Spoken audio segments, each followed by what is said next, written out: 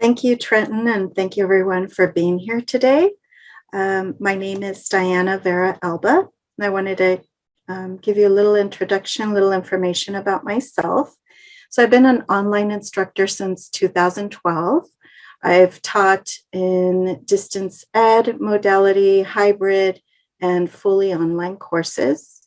I'm also a trainer as well as the OER coordinator at San Diego College of Continuing Education. I'm an ASCCC OER liaison. I'm also a Canvas course design trainer, an accessibility trainer, and I'm also a subject matter expert for OTAN. So I'm going to start off with a definition of what OER is. So this is from the William and Flora Hewlett Foundation. So OER are open educational resources that are free and openly licensed educational materials that can be used for teaching, learning, research, and other purposes. Open education is the simple and powerful idea that the world's knowledge is a public good. That's one of my favorite things about OER, that it is accessible to all, or should be accessible to all as a public good, and that technology is general, and the web in particular provides an extraordinary opportunity for everyone to share, use, and reuse knowledge. So open educational resources hold specific license that explains how the author gives permission on use and how the author wants to be given credit for their work. Okay, so we're going to look at some of those licenses in just a moment. So some examples of OER may include a full textbook, a single unit from a textbook, a worksheet, an interactive activity, audio and video files, and almost anything that can assist with teaching and learning. So what do you need to know about OERs? So you should study and understand the 6 types of Creative Commons licenses. These will help you understand what you can and cannot do with that resource. And remember, free does not equate OER. Doesn't mean it's not usable, doesn't mean you shouldn't use it in your course. But that is a different type of resource if something is free and not licensed. And you should also know where to find OER. Where does OER exist? So there are many large repositories, and I'll highlight some of those later on today. But you can also look at college and university sites. So many of our sister colleges have a OER webpage on their site, and sometimes there are resources listed. Sometimes there are links to resources or videos on how to use those resources. So I highly recommend that you check out your college or university sites in your area. So I'm going to quickly show you a video. It's only 27 seconds on the 5 R's of OER. And this is really what defines what a true OER is, because in order for it to be an OER, you should be able to revise the resource, remix the resource, so change it and maybe add some of your resources to it or some of your materials to it. You should be able to reuse it.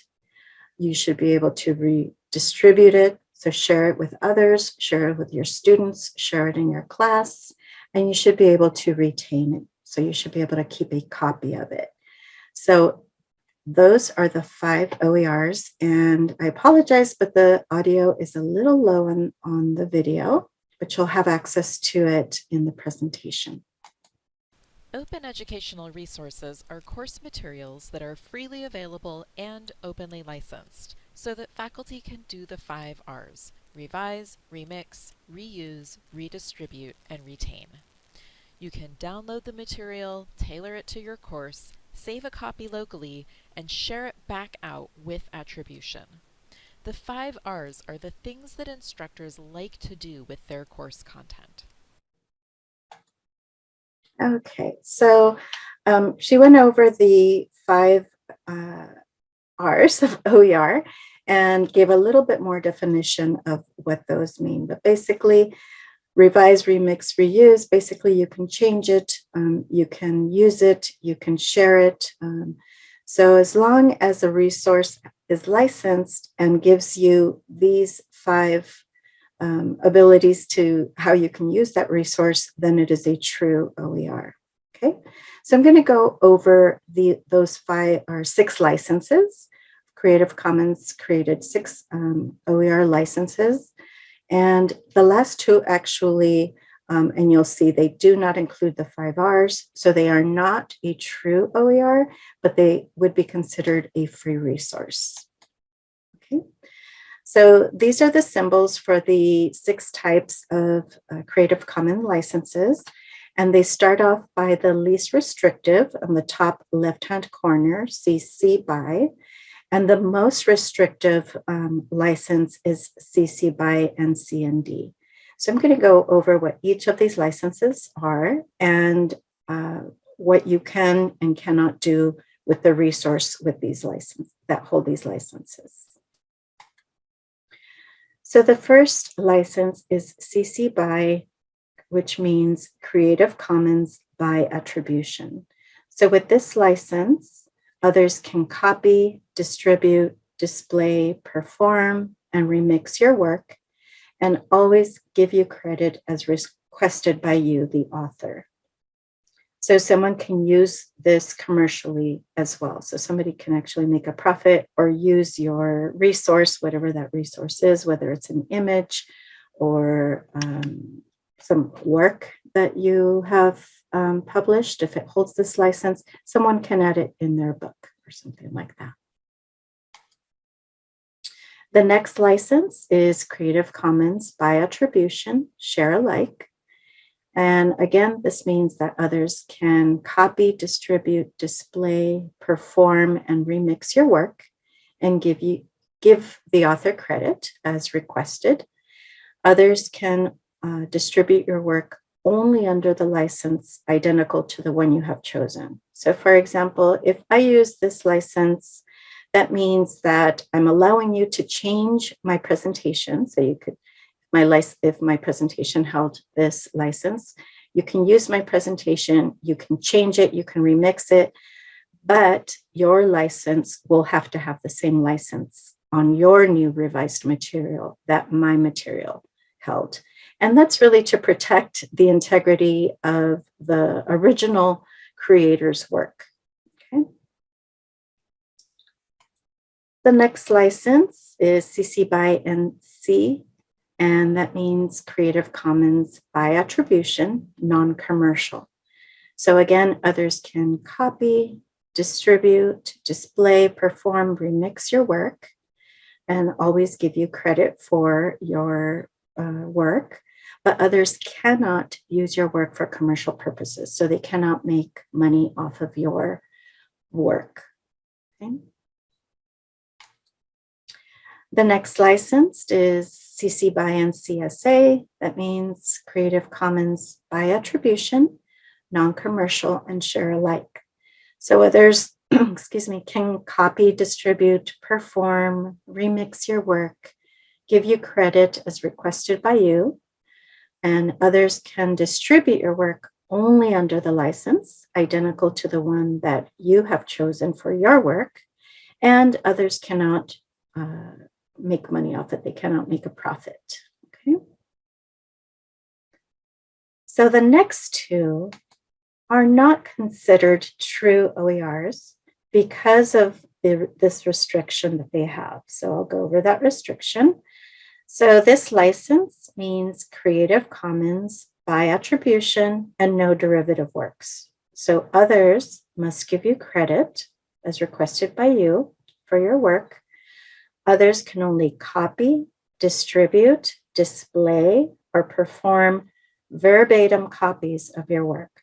Okay, so automatically it eliminated 2 of the 5 R's to revise or remix the work.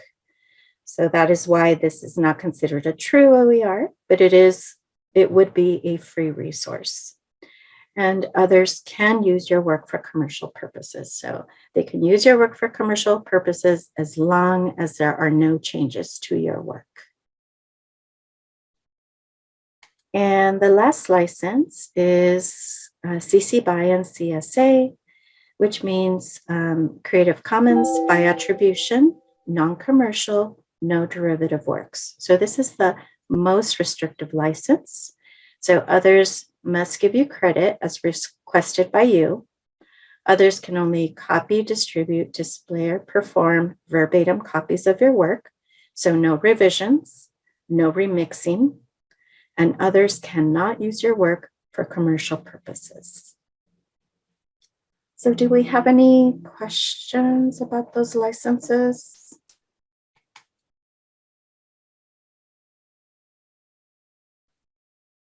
Okay, all right. So maybe you've seen these before, but you should, if you want more information, you can click any of the links below the pictures and it'll take you to the Creative Commons site for more information. So these are important because when you are searching for OER, you'll see one of these licenses on there, or public domain. Public domain is very similar to CC BY. And so that way you know exactly what you need to do or what you can or cannot do with the materials that you find. So now that we know a little bit about the licenses, where can I find OERs? So now you can find OERs in many places. And this was not the case even 5 years ago, but now there's a lot of sharing that has happened, a lot of resources that have been opened for us to use.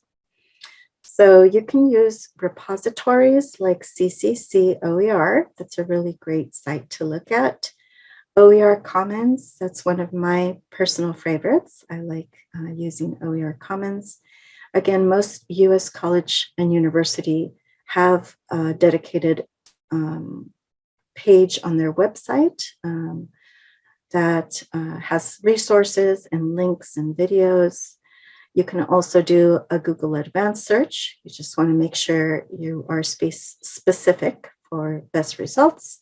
And some YouTube videos are also have started using the OER licenses. So we're going to take a look at some search tools. These are some of the larger repositories we're going to look at. You have access to these and much more at the end of the presentation. But the three we're going to look at, three large repositories we're going to look at are Oasis. Okay, so there's lots of great resources in Oasis. We're going to take a look at Merlot. That's really one of the largest repositories for OERs. And then we're going to look at OER Commons. Okay, so let's take a look at Oasis first. And Oasis is a giant search engine of OERs. So you have several options here. At a glance, you could see that there's a search box here. And when you add your topic, so like if I added ESL, that's what I teach, I could click on search. But then we have this running banner here. If I want to be specific, a little more specific about my search, I can search for videos, podcasts, learning objectives, primary resources, and then there's some back and forward buttons here. I can look for public domain books, audiobooks, modules, open access books. I can look for textbook courses, course materials, and so on and so forth. Okay, so if I could either start with my advanced search here at the top or start with one of these filtered resources. So let's say I just chose ESL. I wanted to see everything that was on there. Oh, and by the way, they have this running at the bottom, this running tab of the resources that they have in this site. So they have 113 resources with 440 records from 514 institutions linked to OASIS. So let's click on search. Okay, so my search now tells me that I have 908 results. Well, I don't have the time, nor do I want to look through 908 resources at this time, but I can add some of those filters that were on the first page. And at a glance, I could see in my filter section under the topic of ESL that I have 310 open access books, 263 public domain books, 171 primary resources.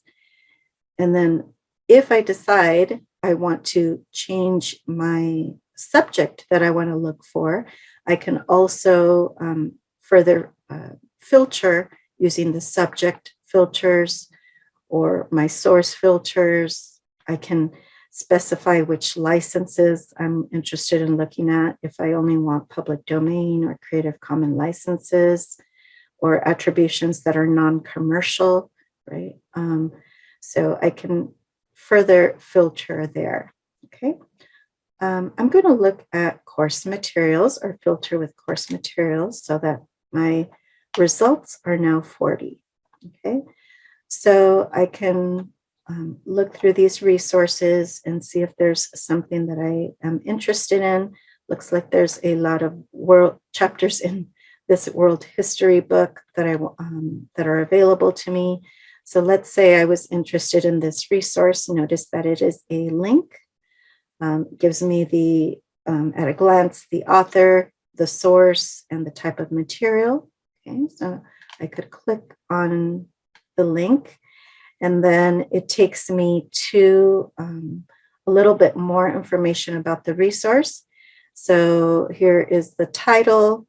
It's an assignment, gives me the publication date, gives me the Creative Commons license. And if I'm not too familiar with it, here's a link to that license on the Creative Commons website. So I can refresh my memory of what that license means. And then the resource is down below, okay? So I can look at it. If I decide it's a resource that I want, I can download the resource using this blue download button. There are some additional links here associated with this resource, okay? I can also share it, and there's some sharing buttons here on social media, by email, and then there's a plus sign that allows me to share it on more specific either sites or through my Gmail, Tumblr, on Messenger. So it's really, really easy to get access to that resource.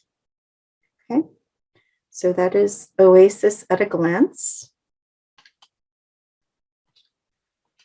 And let's take a look at Merlot. Merlot is a little bit more, it's a lot larger. Okay, so let's take a look at that. So Merlot has a similar search bar here in the middle. Again, I can type ESL, or I can be specific about ESL reading. I can search by ISBN number, by type of materials. And then they have a count of their resources. So they have quite a number of resources there. There's more information on community of educators. So if I want to partner with somebody or see their members around the world, I can do that. You can also browse the collection here, or you can add your own resources as well to Merlot. Okay. And then if you continue to scroll down, there are resources for you. There's a video on how to create content, and there's a content builder, which is really nice that Merlot has that for you. You can create an account, which I do recommend with sites like Merlot that allow you to create an account. And the reason why is you can use their cloud to store your resources. So instead of constantly downloading to your computer or adding it to your drive or something like that, you can create a free account. And as you look for resources, you can add those resources to your account and then later on decide if you want to download them. So that's a really nice feature. And there's more information down below regarding the site. Okay, so let's scroll to the top and do a quick search of now I narrowed it down a little bit more to ESL reading so I wouldn't get thousands and thousands of returns. So let's go ahead and search. And so now I see that in the Merlot collection, so notice that there are some tabs here. In the Merlot collection, there are 191 resources for ESL reading.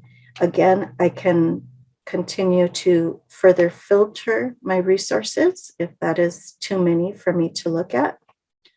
I'm going to show you these other tabs that Merlot has. So not only does Merlot have their resources housed here, but they also have other libraries linked to their site. So they're telling me that I can look at these other libraries or repositories. There's OER Commons for more resources on my topic. So that's really nice that they also give you all these other sites and repositories that you can look at. And once I click on it, it's already filtered with these topics at the top of these cards. So there are 100 other libraries where I can further search for my topic. And then the last one is the web. So if I choose the web, it tells me that there are 100 results for ESL reading. Okay, so there are some filters and some of the other tabs here, but the most filters appear in the Merlot collection. So let me go back to the Merlot collection. And so these are just cards. It's not the actual resource, but it's cards that you could see at a glance. So notice that some of these have stars. So the stars mean that there's either a user rating, so somebody else like me searching for that resource rated it, or there's also editor review. So some of these resources have been reviewed by the editor. And then we have some resource like the one on the far right that have been peer reviewed. Okay, so really nice at a glance. I could take a look at the star rating. I can also, the other thing I like to look at is when it was created or added and when it was modified. I want something that's a little more current depending on what it is that you're searching for. But for my particular search, I want something current. So I can continue looking and before I actually choose the resource. So some of these are websites. I can take a look because I'm familiar with some of these sites. I can take a look at a glance also if it's a website or if it's an actual material. So this one says 58 free ESL worksheets and PDFs for you. So maybe I'm interested in that one. It was last modified not that long ago. So I can go ahead and choose the card. And then again, once I choose the card, again, this is not the resource, but it gives me some further information about the resource. And then if it's something that I'm interested in, I say, okay, I want to take a look at it. Then I can go to the actual resource by choosing go to material. And then it tells you, and this is true of most of these resources, it's going to take you to another site. Maybe it's housed in a website or somebody's blog or something like that. So here is the resource, and I scroll down, here are some conversation worksheets that I can look at with links, some other top ESL family worksheets. So typically you will see some commercials, since these are typically free sites. So you want to make sure that you're choosing or clicking on the correct resource. So here are some ESL reading worksheets. And then if it's something that I want to look at, I just click on that. So here are some worksheets that I can potentially download if I'm interested in that resource. Okay, so if you look at the top, my browser, Merlot is the maroon column. And so I've already gone into 2 other sites. Okay, so I can go back to Merlot. If that's not a material that I wanted, I can go back to Merlot and then look at some other resources, okay, or further filter, because 191 is still a lot of resources to take a look at. Any questions on Merlot? Okay. All right, and then I'm going to show you OER Commons. Again, there are lots of others here for you to take a look at, but I'm going to demo OER Commons. And what I like about OER Commons, it has a filtered search if I want to filter my search a little bit more. So again, if I want to look at those ESL reading resources, I can choose ESL reading. I can add a subject, okay, to my filter.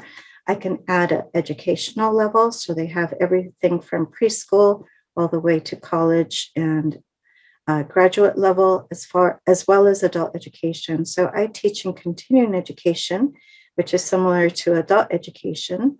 So that might be a good filter for me. And then if you're looking to apply standards to your search, you can also apply standards there. Okay. So at a glance, here's our search area for Commons.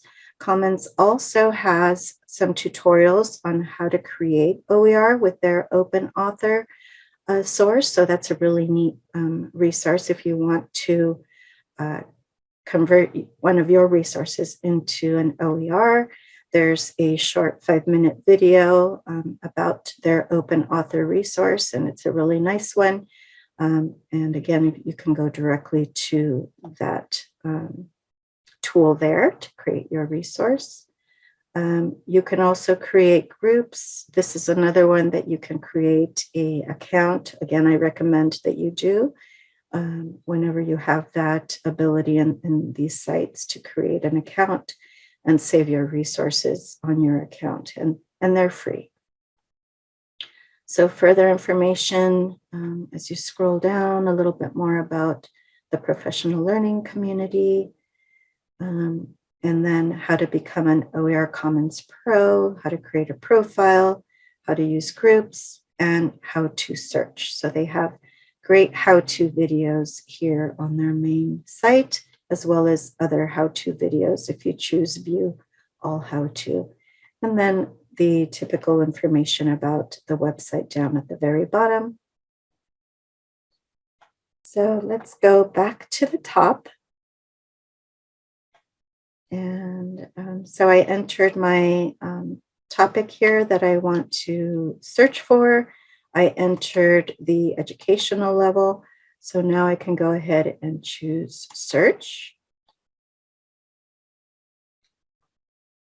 And so now this has 58 resources, a little bit more manageable, but if it's still too much for me to search or to look at, I can choose one of the filters here on the left side. So here's material type.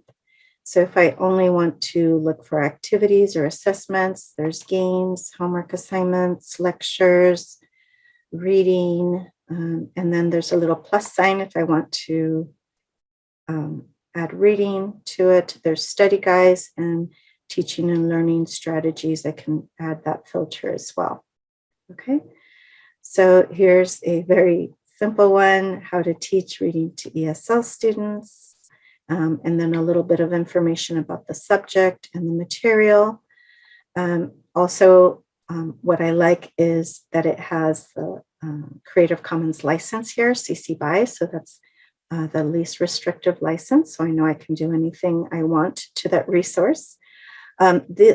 Some of these are also rated. If they're grayed out, that means no one has rated that particular resource. Okay, so I can scroll down to see, oh, when I added that filter, it narrowed it down to 15, which is really nice, manageable amount to look at, or at a glance, at least, to look at.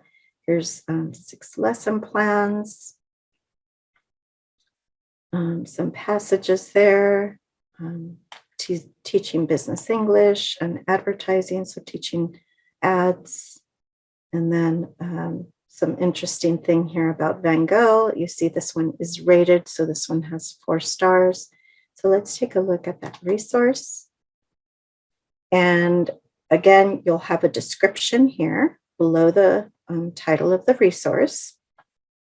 The license again appears here when it was added, the author of this resource, and if it's something that you're interested in, you can choose View Resource. Oh, before I go there, this one you can also directly send it on some social media, or you can add it to Google Classroom if you're using Google Classroom. So let's take a look at the resource. Okay, so there's an overview here for the instructor. Sometimes you will have these tabs over to the side or drop-down menu over to the side. So if you see just a picture and you're wondering where is the actual resource, sometimes you will have a drop-down menu. So make sure you take a look at that. But it looks like this is a picture, and then I could choose next. And now it gives me some type of lesson, a Word document that I could download. It looks like some kind of English practice material there. But you want to take a look at kind of the outside surroundings, both on the left-hand side, navigation. Sometimes you'll have a navigation bar or a drop-down box. Sometimes you'll have information on the right or at the bottom, like this does, where there's an actual attachment. Okay. All right. Any questions on those resources there? So there are other repositories listed here under Search Tools. So you'll have access to that on the presentation. Here are some other repositories and referatories for higher education. So OpenStax is really popular for higher education. Those are either OER or ZTC, Zero Textbook Cost resources. So let's take a look at OpenStax.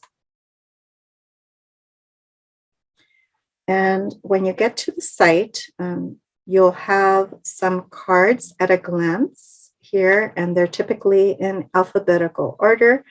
So that's under the View All, but you can start filtering by looking only at math or science.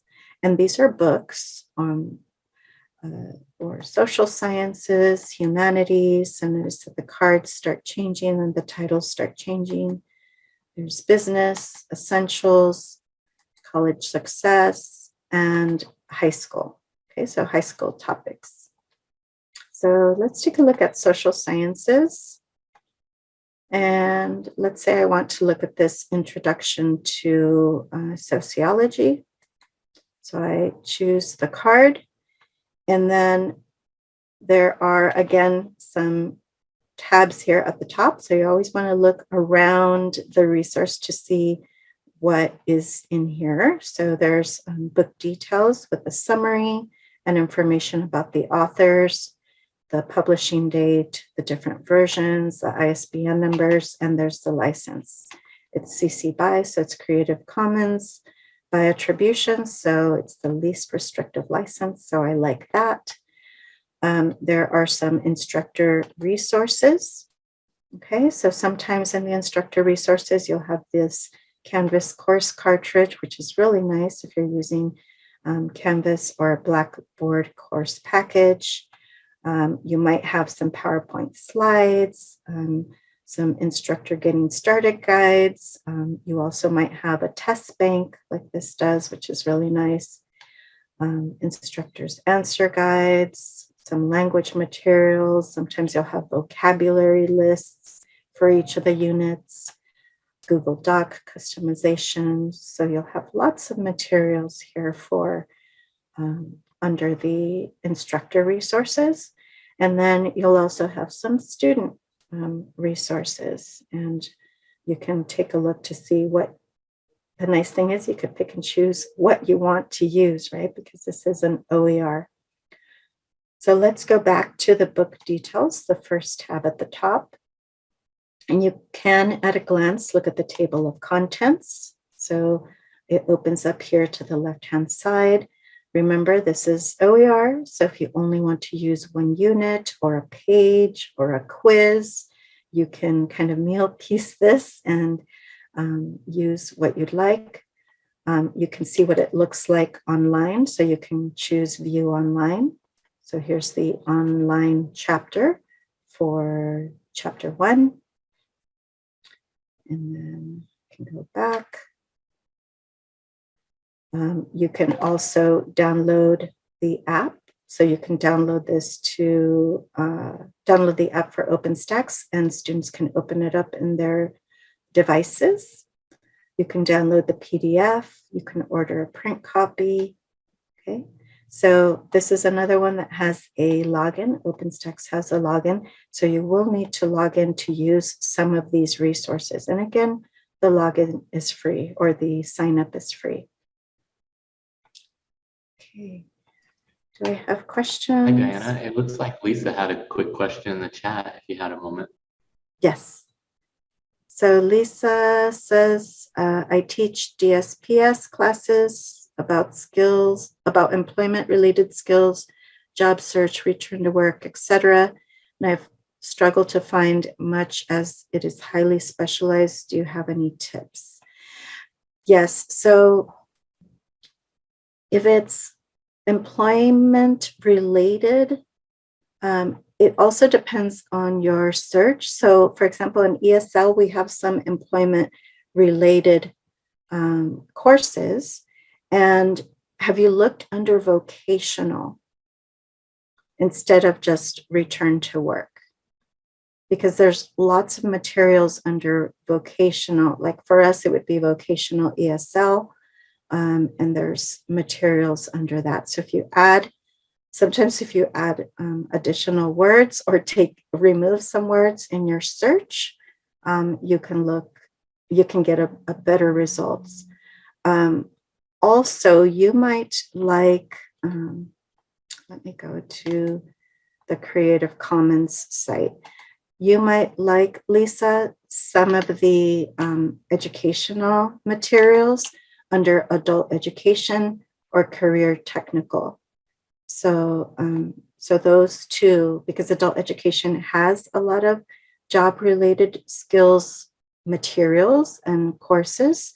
So I would definitely look under adult education if that was one of the filters available. And OER Commons does have that filter. You can also look under career technical. Okay, you did that. Okay. Lisa, if you send me a private message with your email, I'm happy to take a look at some of the things I've found because we also offer DSPS at our college, and I can take a look at what I have already found for some of our instructors. So yeah, if you can send me a message with your email, a private message, then thank you, Lisa. I can go ahead and send you some materials. Mm-hmm. Oh, and you're with us. Okay. Do you teach in non-credit? Maybe? Okay. Okay, perfect. Okay. All right. Oh, you should come to my office hours, Lisa. I have OER office hours, and I'd be happy to help you with that. So definitely. Any other? Yes. Yes. Okay. And you work with Alicia Dunan? Yes. Okay. So I'll send you also the office hours for next week, and then hopefully you can attend the office hours, and then I can help you one-on-one with that. Okay. Thank you. Any other questions so far about any of the repositories I've gone over? Okay. All right. So we'll continue. So again, there are others here. BC Campus is a great one. So this is from Canada, and BC Campus has a lot of great resources. So if you see anything from Open Washington, Open Oregon, or British Columbia, or Canada, they are a few years ahead of us as far as OERs. So they are great resources. So BC Campus is another great one to take a look at. They have lots and lots of materials. And then there are other types besides just the books and the in-class materials like worksheets and things like that. There are other repositories that house images like Flickr. Wikibooks is a great resource also for open educational books and zero textbook cost books. Project Gutenberg has some older books that have where their copyright has expired. So now Project Gutenberg has this resource of expired copyrights, books with expired copyrights. Smithsonian also has lots of great resources. And in fact, many museums have opened their museums online and have a OER section on their site. Smithsonian is one of them, and they have these great tutorials and videos on there. Those are great. NASA is great. You can look at space videos and images. Those are kind of cool to look at. Pixabay is one of my go-to for images. So let me show you that really quick. And did it open up? I didn't have that tab open.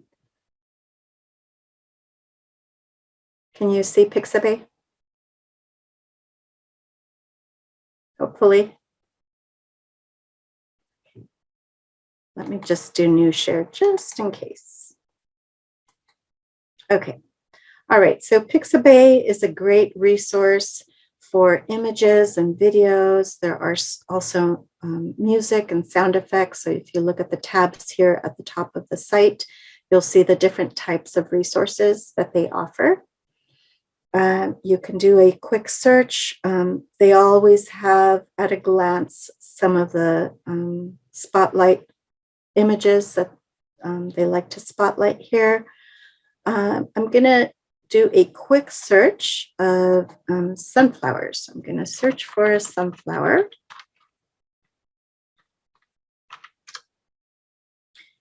And one of the things I want you to pay attention to is most of the images are free on this site, but some of them are paid or sponsored. So if you look at the top, if you see the red Pixabay 20 at the top or next to an image, it's an image that you would have to pay for. But don't worry, there are plenty of free images to look at. So let's say I wanted this one with the ladybug on it. Okay, so I have some options here. I can do a right click and copy, or I can do free download. If I choose free download, it's nice because it'll give me the size. You know, if I want it, the smallest they offer is 640 by 426, but you can further reduce that image. And then the largest is 6,000 by 4,000. So if you do want one of these larger images, I recommend that you choose it because that way the picture won't be pixelated. If I start with the smaller image and then I enlarge it to, let's say, 6,000 by 4,000, then the picture might be pixelated, okay? And if you like this image, so actually, let me go over the licensing. So Pixabay has their license here. So basically, all their images that hold their license have this free for commercial use, no attribution required. So I still like to give attribution to the author, and the author appears here at the top, okay? If you like this image and you say, I wonder what else the author has on this site, you can click on the author's name. He has 725 images, or he or she, and you can take a look at all the images from this author, okay? So that's a really nice thing with some of these image sites, that you can look at other pictures that they have created, okay? So that was Pixabay. There's also Unsplash. So if you're using Canvas at my district, Unsplash is directly embedded in Canvas, where you don't have to go outside of Canvas. You can choose or do a search in Canvas for using Unsplash, okay? And then the last two I have here for you, these were two handouts that were shared with me from Cheryl Coulier Casey. The first one is an OER Toolkit handout, and then the second one is an Open Pedagogy Resource handout. Okay, so let's take a look at the OER Toolkit handout quickly. And when you click on it, it's going to ask you if you want to make a copy, which all you have to do is choose make a copy, and then you will have a copy for yourself, a Google Doc copy. So you just give it a moment for it to open up. And the nice thing about that is, since you're creating a copy, it's not going to change Cheryl's or mine's original. You can start adding to your resource as well. Okay, so she licensed this CC BY, and there are some subtitles here. So there's more information here and links for about OER. There's a OER training resource section here. So if you want further training on OER, there are some sites here for you to look at. There's OER training for library employees. So many colleges and universities, their librarian is also the OER specialist or OER librarian at their site. So if that's you, you can look at some information here. There's certification for OER librarianship and other resources there. There are lots of OER learning communities. So if you're interested in that, you might want to check out those resources. There's information about textbook affordability. There's best practices for course materials. Some search tools for finding OERs, and those were also on the presentation. Here are repositories for higher education. There's repositories for vocational training, what other colleges are doing. So Cool4Ed is a really cool repository. And on this link, it shows you the section in Cool4Ed that showcases what other faculty and institutions are doing with OER. So that's kind of neat to look at. There's Open Oregon. I love Open Oregon, that they're a great resource for open educational resources. So that was one of the states that I highlighted. So if you see anything from Open Oregon or Open Washington, they're going to have tons and tons of resources. There's primary and secondary school resources, resources for all ages, subject-specific resources. So BC Campus has that. They're also a great one. OER about content, courseware for OER, and then open pedagogy. There's information about Creative Commons and Creative Commons licenses. Similar to what I went over, but in more detail, there's certificates. Also, Creative Commons offers PD where you will earn a certificate if you go through some of their 10-week courses, and they're free. There's information about copyright and fair use. That's really good for us to know as educators. Advocacy for OER, information there. OER in promotion and tenure. So there's some information about that. Measuring impacts of OER. That's really good, especially if you're trying to start this at your college or department. You want to look at some impact reports in order to get buy-in from some of your leaders or fellow colleagues. There's research here on OERs, marketing information, Creative Commons slide decks, OER publishing, OER customization. So that there's that tool in OER Commons that I showed you on their site. That's a really neat tool.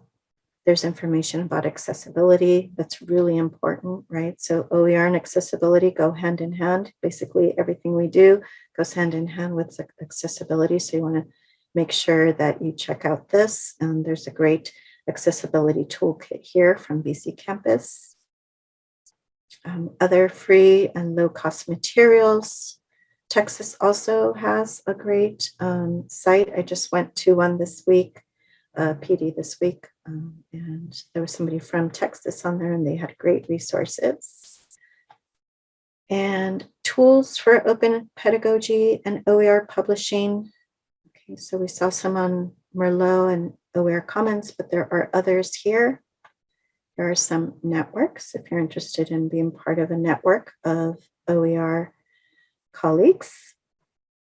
And then information about conferences and summits. Okay. So that is all there on the last slide of finding OER. Okay. Any questions?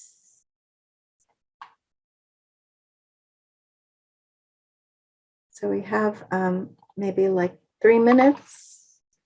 If anybody has any questions. I had a quick question for you, Diana. Yes. Have you seen anyone start to talk about or develop any OER resources in augmented reality or virtual reality or the metaverse? You know, I did go attend augmented reality. I did attend something recently.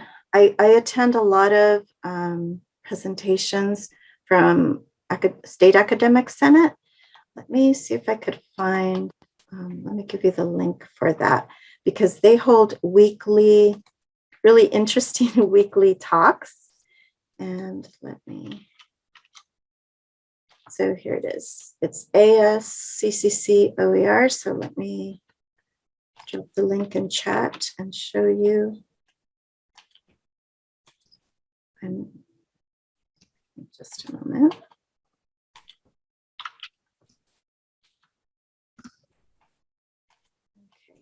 Got it. See it? Yep.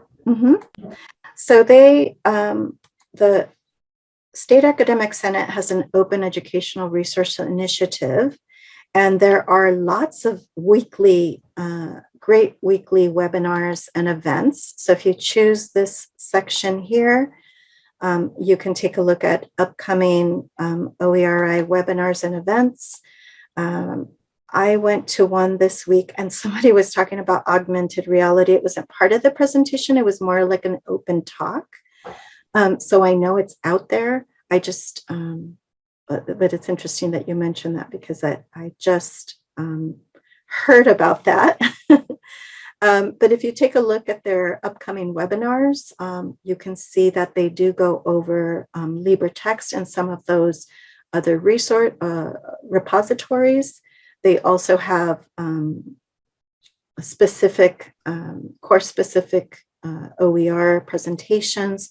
Those are always great to go to, and these are weekly and monthly. There's also some archived webinars because most of their trainings are recorded. So you can take a look to see if there's anything in a topic that you're looking for and review some of those recorded presentations. So I've learned a lot just from attending these webinars.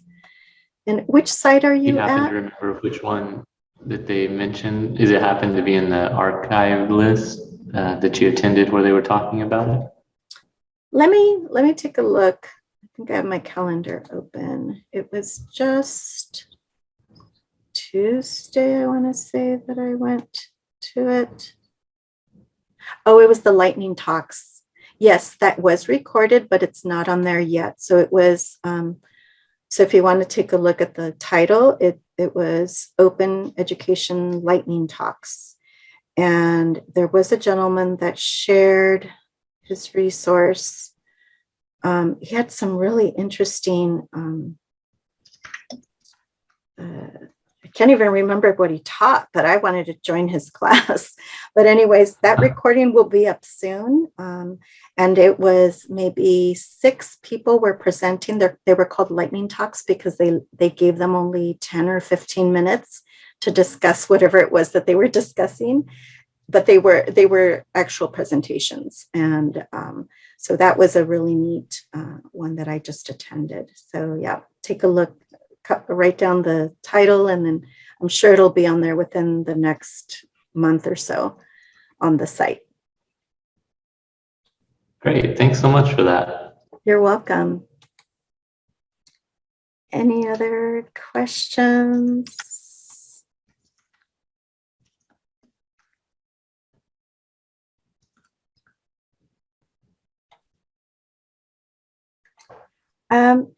We do have, well, actually, am I over time, Trenton?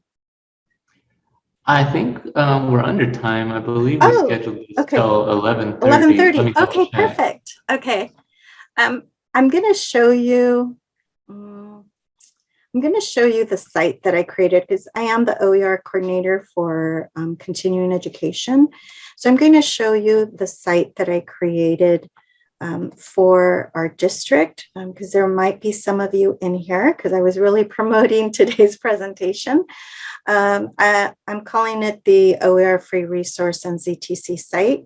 So if you are part of SDCCD, the district, there are OER coordinators or OER librarians at each of your site. And I know this because we get together once a month.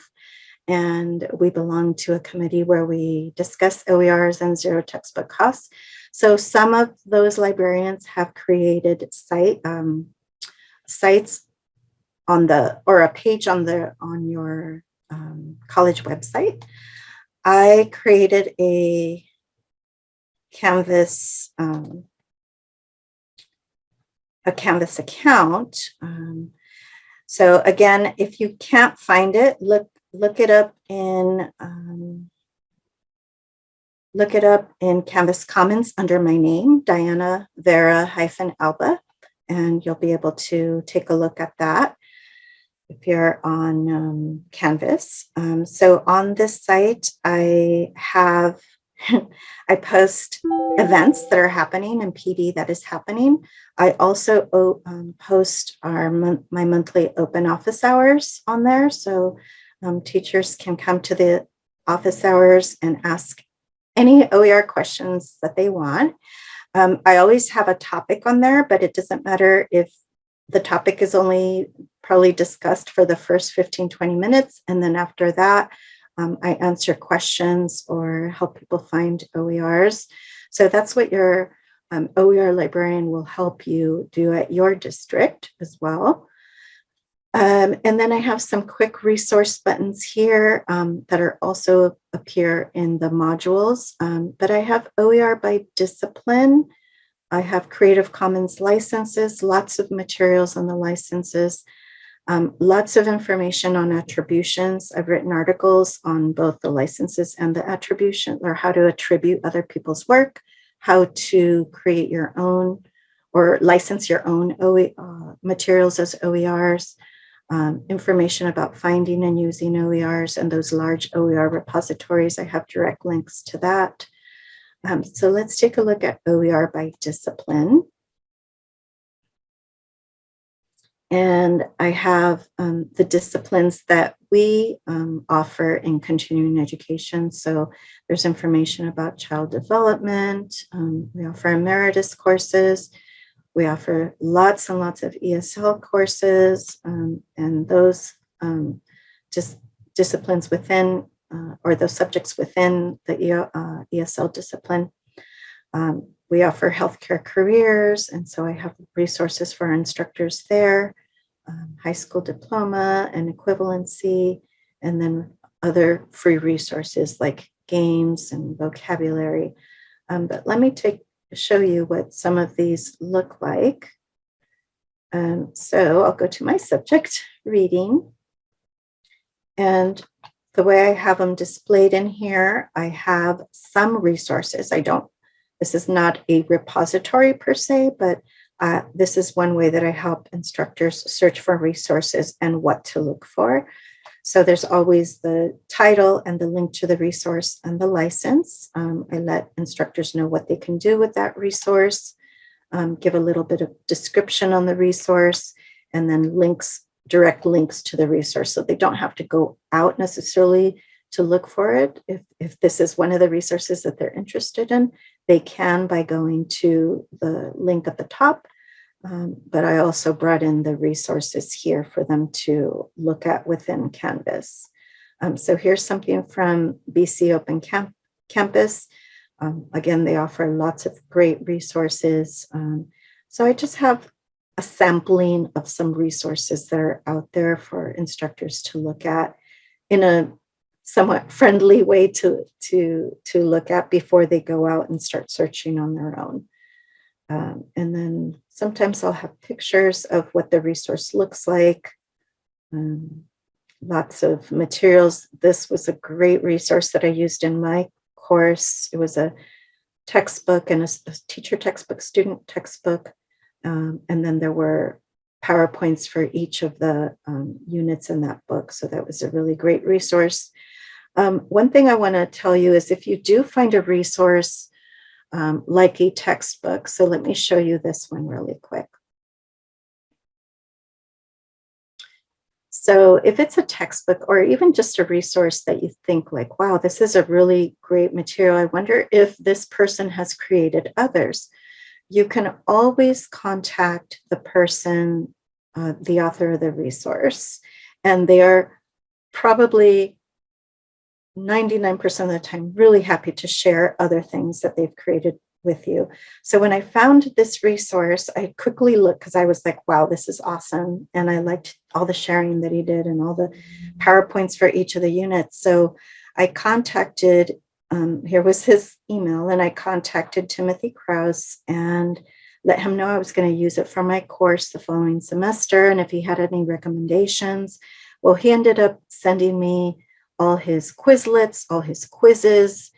He also used Canvas, so he gave me all these other materials, supplementary materials that he used with his book. He also gave me links to his website.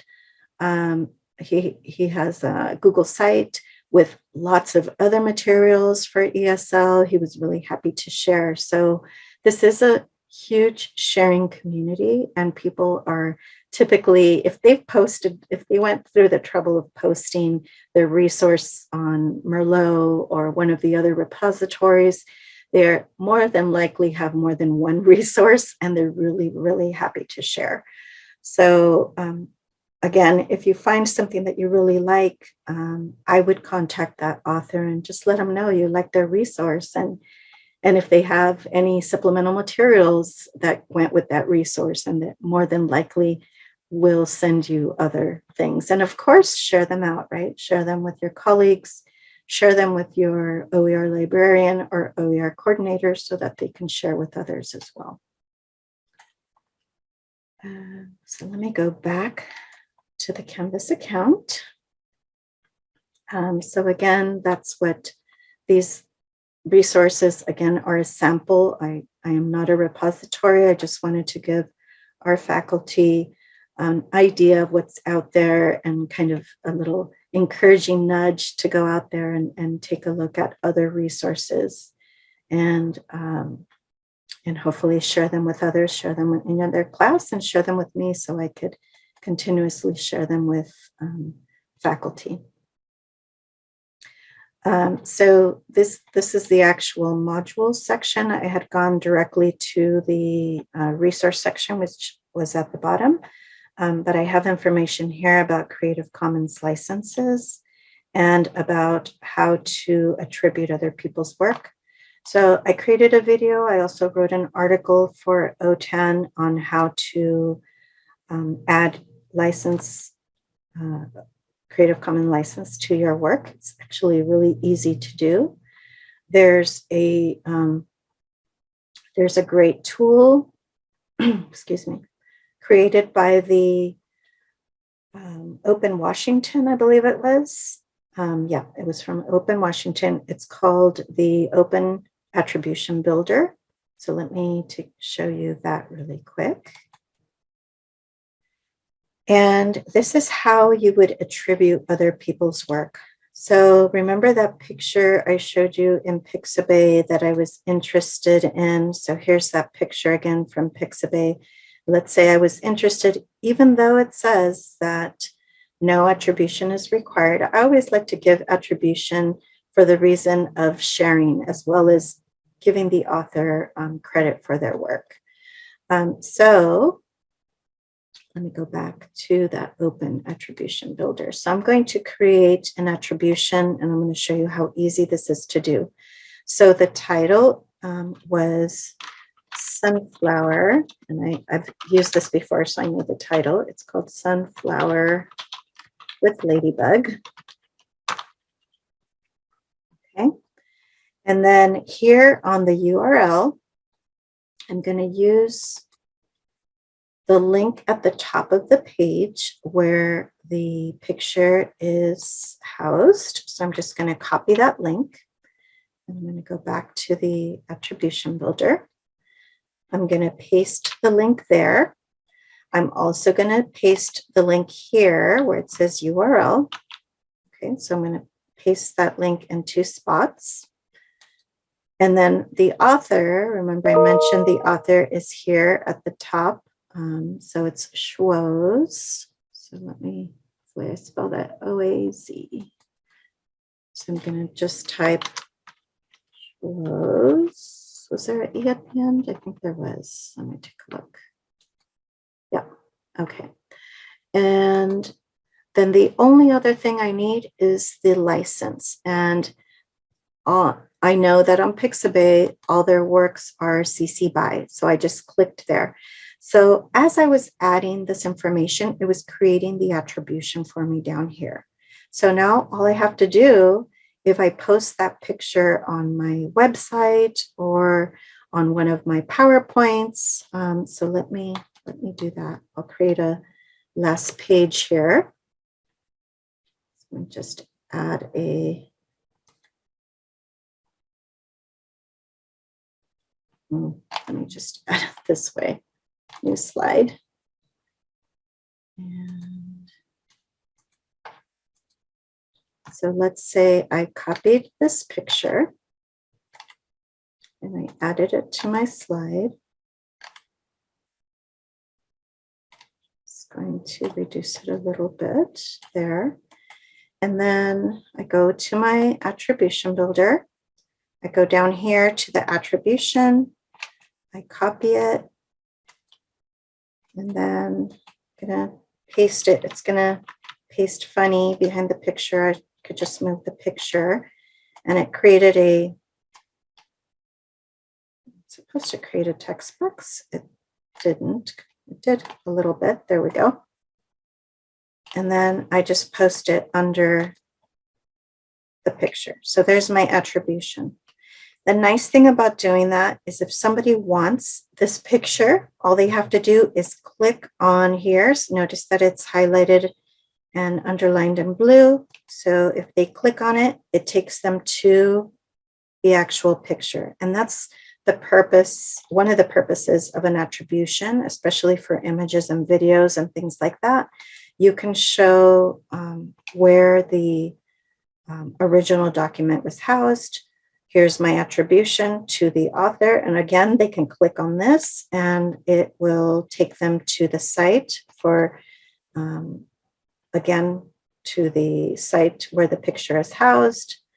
And then the last one is the license. So if somebody's interested in finding out what this means, they can click on it and it takes them to the Creative Commons site where it explains what this attribution means. So you are free to share, copy, to redistribute material in any medium. You can adapt it, remix it, etc., etc., etc. Okay. So that's a really neat tool there. Let me put the link to the attribution builder in chat. And there it is. So if you're interested in starting to do that, starting to attribute other people's work, give them credit for their work, that is a really neat tool. It's free to use and it's also an OER. Any other questions?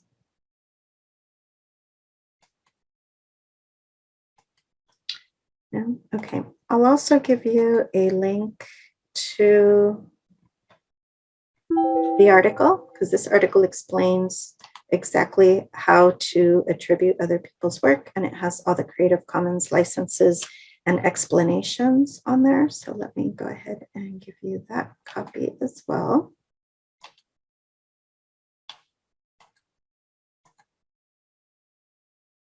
If you're interested in attributing work, that's the article that I wrote for OTAN, and it has the links and all the how-tos on how to use the attribution builder.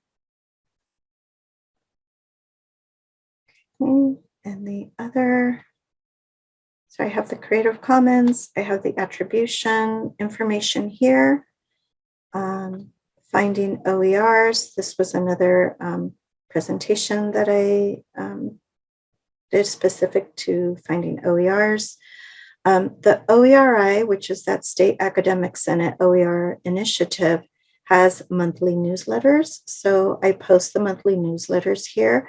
If you're interested in receiving those monthly newsletters, you can go to that site that I added in chat. No, I don't even know where it's at. It's over here. You can go here and you can go to resources, and under resources, I believe, you can look at those monthly newsletters, and you can also register for monthly newsletters. This is a great site and there's lots of great information. If you are an OER librarian or OER coordinator, you can also become an OER liaison. And there's information on how to do that here. You can become an OER liaison for the State Academic Senate. And then again, the rest are the different types of repositories that I added on here. OER by discipline, I think I showed you that already, the different topics. So if you're interested in creating something like this for your district, even if you don't use Canvas, you can contact me and I will be happy to show you how to do that. It's actually really easy to do, so you can even copy the format that I have. There's also other great models out there that OER librarians, again, have created on their websites, on their district and college websites. Okay, any other questions?